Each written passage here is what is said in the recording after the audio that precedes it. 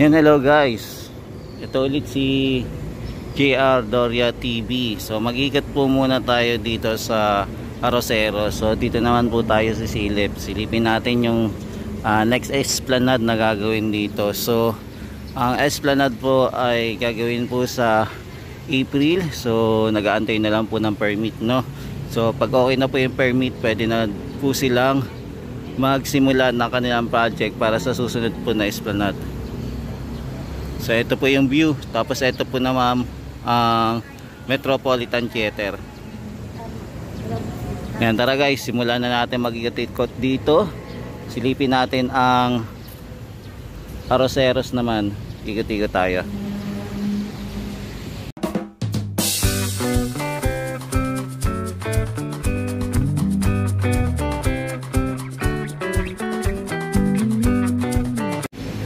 So ito po yung Arroceros Urban Forest Park Redevelopment. Yan, itong Arroceros, malapit lang naman po ito sa Metropolitan Theater o kaya sa Lotan po. At malapit din po ito sa Quiapo at saka po sa Quezon Bridge. Yan, malapit din po ang Arroceros dito sa terminal ng LRT1 sa Central Station po. So ito po yung Central Station, malapit lang po, LRT1.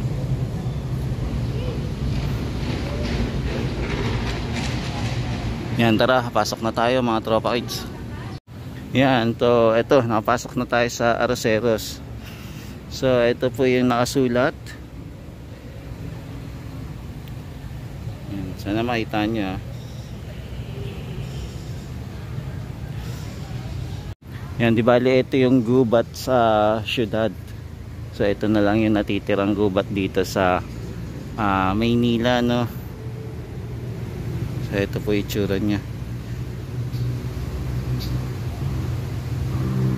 Ayan, dito masarap to tumambay, tas lalo na po kung gagawin na po yung panibagong esplanade dito.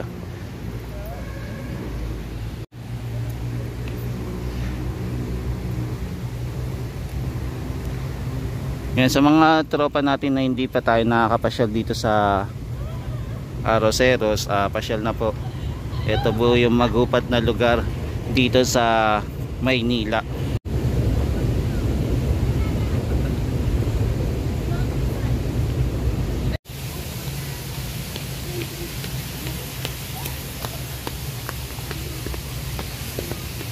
Yan, kung mapapansin nyo, gumawa sila ng elevated platform, no, para may mga madaanan po yung ating mga bibisita dito. So hindi ka pwedeng bumaba dito sa mga lupa. Yan. Yan, tong Arroceros po open po ng 7 to 5 lang po ng hapon. Kaya kung pupunta po kayo, agahan nyo na po ang pagpunta dito, kasi pagka alas 5 na po, isasarado na po itong lugar na to.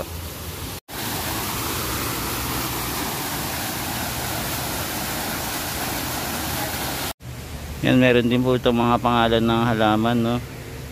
Ng mga puno pala, halaman, puno, may mga pangalan po. Ito, talisay naman.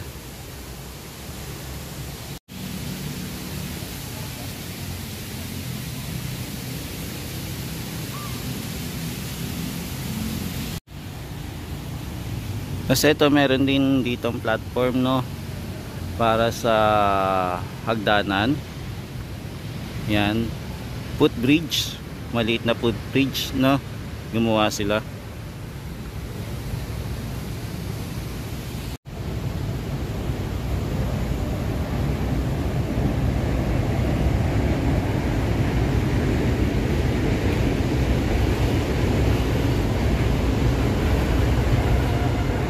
Yan, so ito po yung itsura ng Arroceros.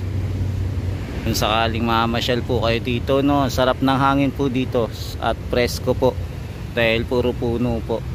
Halos natatakpan po ng mga puno yung mga araw, no.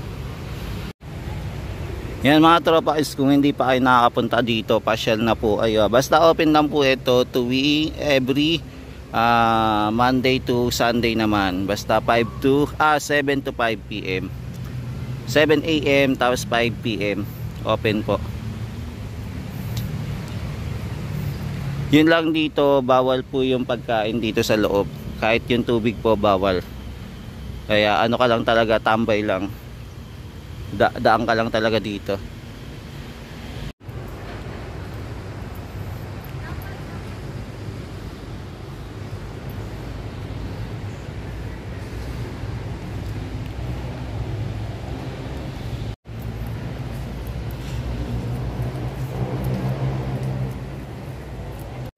Yan, so pasok na po tayo dito.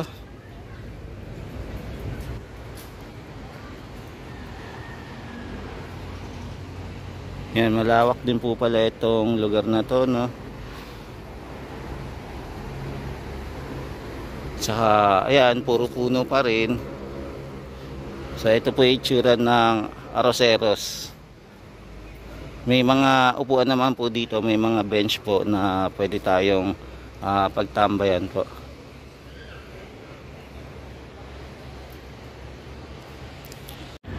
Yan, so nandito na tayo sa labas, dito sa platform ng mini esplanade po ng Arroceros. So ito yung aabangan natin, yung next esplanade po na gagawin dito. For the meantime, wala pa naman po tayo nakikita na mga barge na linalagay po dito. So abangan po natin kung kailan po magkakaroon. So ito po yung paligid po ng esplanade po, mini esplanade po dito. Yan, maliit lang naman po yung platform dito para sa mini esplanade nya. Ito dito sa Arroceros, mas mahaba pa po yung platform doon sa kabila, sa malapit po sa Ayala Bridge. Yan, dito, pag dito tayo po pwesto, matatanaw po natin yung Quezon Bridge po, no?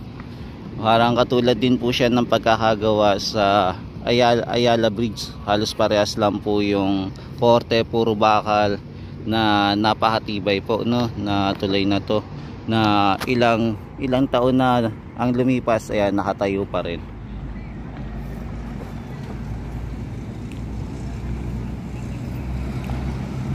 So yung part po ng mini esplanade dito, napakasimple lang po. So parang naglagay lang po sila ng yung mga poste, parang steel lang ata yung ginamit nito, tapos binuhusan po ng semento. Tapos ito naman po yung itsura ng ating Ilog Pasig. Dito naman po, okay naman po yung Ilog Pasig natin. Kulay ano po siya, no? Parang light brown, tama ba? Ayan, na parang green something. Ito yung kulay po ng ating katubigan dito sa Pasig River, dito malapit sa tapat po ng Arroceros. Ay, may isda pa tayo nakita, sayang, ang laki, oh. Kaya lang patay siya, ang laki, hindi na siya nag-survive. Yan, maganda po dito, no? Napaka simple lang din. At malamig din po ang simoy ng hangin dito sa area ng lugar dito sa Arroceros po.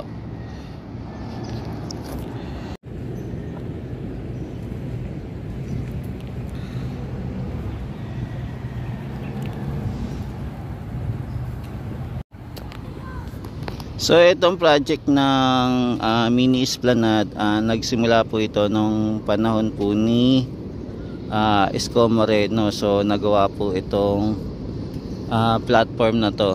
Tapos ito, pinapasyalan ng ating mga kababayan dito sa may Arroceros. So dito po siya linagay sa tapat po ng Arroceros. Tapos doon naman po sa may Ayala, malapit sa Ayala Bridge naman po, kung mapapansin natin, halos wala pong namamasyal doon kasi pag pumasok po tayo doon, medyo ano na po, puro mga bahay-bahay pag pinasok po natin yung area na yun.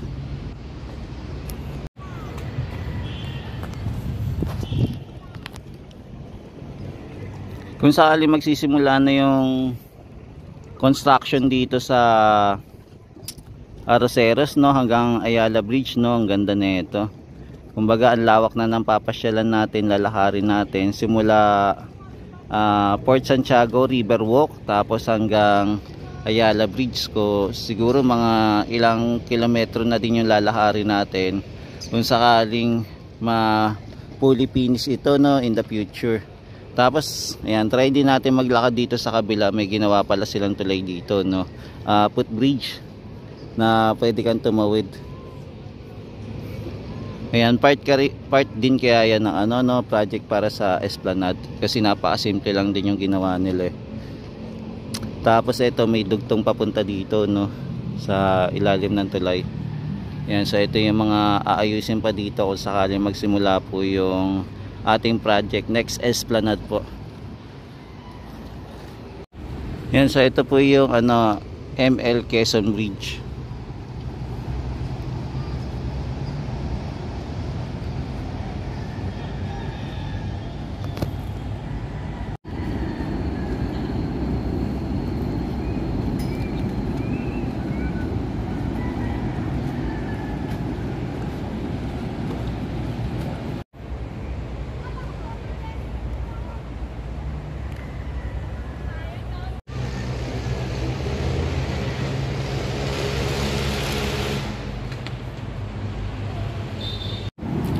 Yan, matatanaw din po natin na itong ilalim ng footbridge na marami pong nakadaong dito na mga ferry, no, dito sa ilalim po ng tutay. Tapos may mga gamit-gamit na din. Tapos mapapansin din po natin yung mga water lily dito. Dito na po na stock, no. Halos sila dito na nagsama-sama.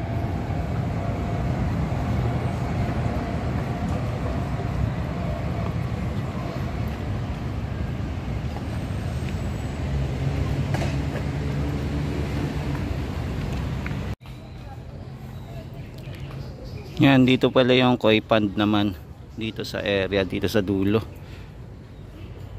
Kasi ito yung mga ibon daw na pumupunta sa Arroceros Forest Park. So ito makikita natin.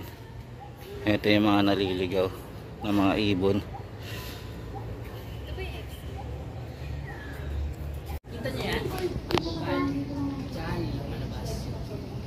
Yung lalaki pala ng koi fish dito, no? Ayun sa extero. May nanirahan doon dyan sa sila. Ayun. Sinunod pa naging koi. Ayun yung sirena. Naging malunod. Nilagyan din ng koi. Nirahan pa lang. So ngayon, yung sirena may naman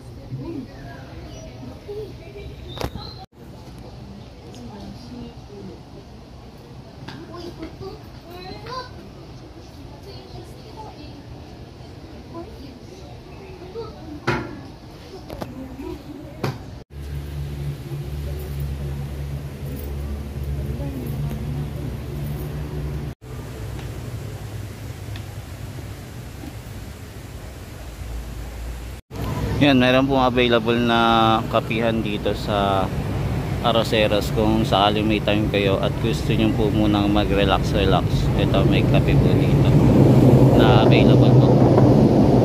Yan, dito naman tayo pasok guys, dito sa Esplanade naman, malapit dito sa Ayala Bridge naman. So dito naman tayo punta mga tropa. Silipin natin itong Esplanade dito, yung platform dito sa malapit sa Ayala Bridge. Yan, ito po malapit lang po ito sa Central Station po. So ang street po nito ay Lion Roads po. So ito yung Central Station po. Yan, ng LRT1. Kung sakaling pupunta kayo dito sa Esplanade para sa Ayala Bridge. Yan, dito dire-diretso lang po natin, din kanan po. Tapos ito po yung Maynilad naman. Yan, ito yung Maynilad. Tapos diretsuin lang po natin, tapos kanan po tayo. Yan, papasok po ng mga bahay-bahay dyan sa loob. Yan, malapit na po tayo. So ito po yung area nya, no? Papasok po sa Ayala Bridge. Yan, so sa mga pupunta dito, siguro ingat-ingat na lang siguro po. Yan, so ito po yung pangalawang times ko na pumunta po dito, no.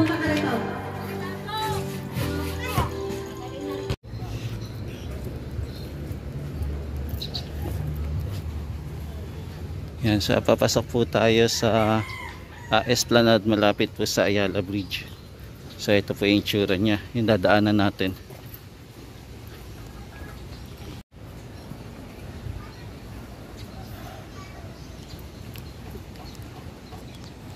Yan, pag gagawin yung Esplanade doon sa kabila, ito may mga tatamaan po mga bahay, no. Yan, marami pang tatamaan na bahay sa kabila pag gagawin. Kasi ito naman po yung Coast Guard. Ayan, checkpoint para sa Coast Guard.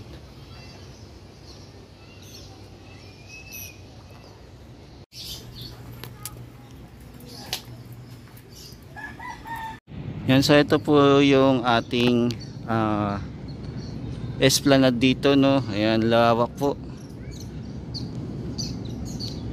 Yan, sa mga hindi pa nakakapunta dito, ito yung pinakamalawak po na pasyalan dito sa Maynila naman po. Etong Esplanade dito. Hindi ko lang po alam kung ayan, kung nabubuksan po yung mga ilaw po dito, no.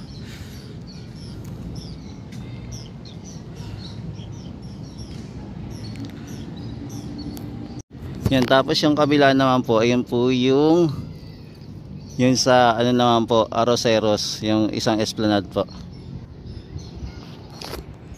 Yan, so ito nag-ikot-ikot po muna tayo dito sa Esplanade, dito sa area ng malapit po sa Ayala Bridge po.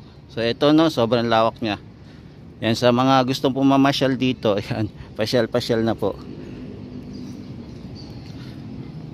So dito na tayo dito na natin tatapusin ang ating pag-vlog dito sa area, no.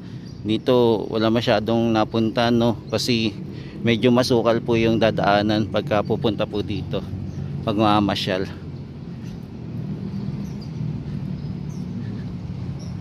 Yan, kaya pag may time kayo, eto, silipin nyo po yung magandang pasyalan dito sa Ayala Bridge.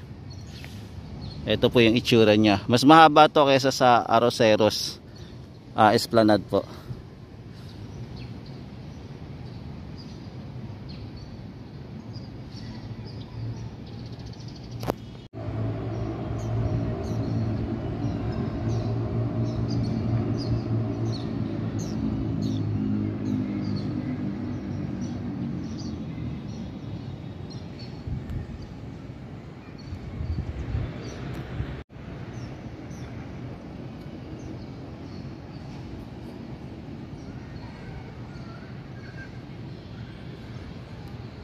Yan, taas yung likod po niya, building, no. Yan, mga building po dito, yung area. Yan, so ito yung pangalawa natin pagpunta dito sa malapit po sa Ayala Bridge, itong Esplanade dito sa platform na medyo malawak-lawak po. Yan, maganda din po yung pagkaagawa ng Ayala Bridge, no. Matibay din po siya, parang katulad din po siya ng ML Quezon Bridge, yung tibay niya. Yan, so sa pangalawang pagkakataon natin, malinis pa rin naman po yung ilog dito, no. Ayan, kulay green, tama ba? Kulay green yung ilog dito. Yan, so sa pamamasyal natin, ayan, wala masyadong katao-tao dito, no. Konti lang, wala po namamasyal. Siguro yung namamasyal lang po dito, puro mga residente lang po dito sa malapit po sa Philippine Coast Guard po ang namamasyal. Yan, so ito muna yung latest update natin dito sa next Esplanade po sa Arroceros, papunta pong Ayala Bridge po. So magsisimula po siguro yung Esplanade dito, simula po MacArthur Bridge hanggang umabot po sa Ayala Bridge po. Yan, maraming salamat po. Ito po ulit si JR Doria TV, nag-update lang po sa mga infrastructure dito sa Maynila. Thank you po. Maraming salamat sa walang sawang pagsama sa akin kay JR Doria TV. Ingat po kayo lagi and God bless po at mahalin po natin ang Pilipinas. Thank you po.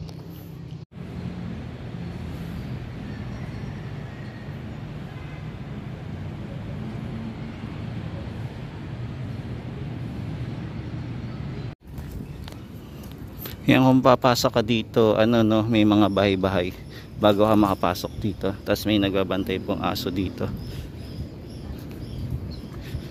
Yan, may mga bahay dito, may mga tent. Kaya masikip po.